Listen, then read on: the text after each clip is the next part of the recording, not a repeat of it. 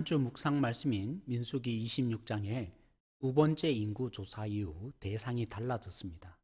불순종과 불신앙으로 40년 동안 광야에서 살다가 죽은 9세대와는 달리 가나안에 들어갈 다음 세대를 향해 하나님이 주시는 말씀입니다.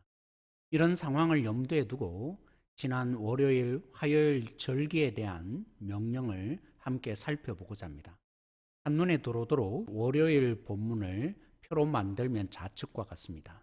그리고 초막절에 드려야 할 제물에 대해서 명령하는 화요일 본문을 표로 만들면 우측에 있는 것과 같습니다.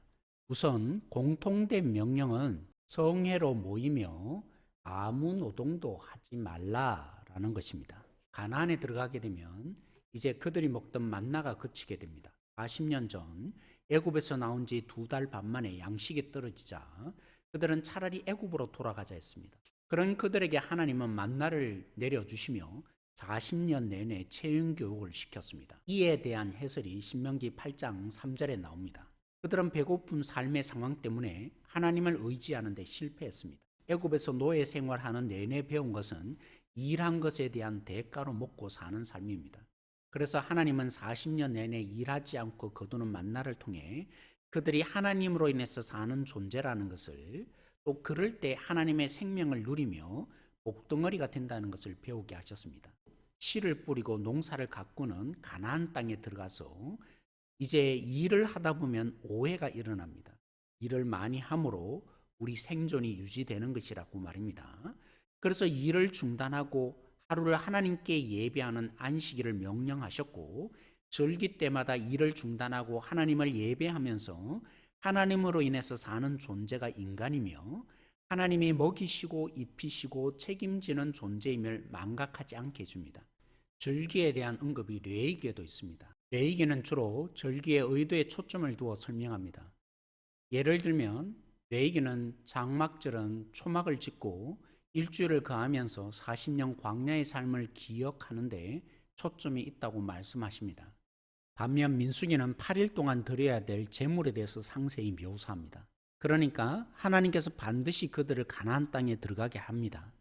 그들에게 가나안을 선물로 줄 것이며 그것도 풍성한 열매를 거두게 하실 것을 전제하고 있는 명령입니다.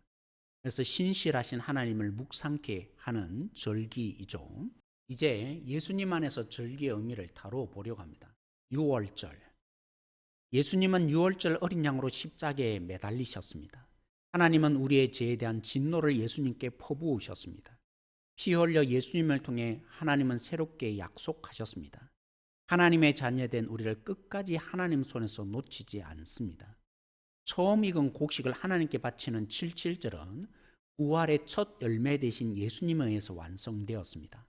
사망에 머물지 않고 3일 만에 다시 살아신 예수님은 예수님을 믿는 우리도 부활할 것을 보증합니다. 세 번째, 새해를 선언하는 나팔을 부는 나팔절은요, 예수님에 의해서 우리를 새롭게 창조했다는 복음의 그림자입니다. 죄를 지을 수밖에 없었던 그 옛 자아가 아닙니다. 죄에서 해방되어 하나님의 뜻을 알고 하나님께 순종해가는 존재로 새롭게 창조된 우리들입니다. 1년에 한 차례씩 모든 백성의 죄를 용서받는 속죄일은 예수님께서 십자가에서 다 이루었다 하신 말씀으로 성취되었습니다. 비록 죄에서는 우리가 해방되었지만 완벽하게 거룩하게 살 수 없는 우리는 다 이루신 대제사장 예수님을 통해서 하나님께 담대히 나아가 죄 용서함을 받습니다. 마지막 초막절은 초막을 짓고 광야 40년을 기념하여 늦은 비와 이른 비를 주신 하나님께 감사하는 절기였습니다. 예수님을 통해서 우리의 구원과 구원을 누려가는 우리의 현실 하나하나가 하나님의 은혜가 되어서 감사하는 것으로 성취되었습니다.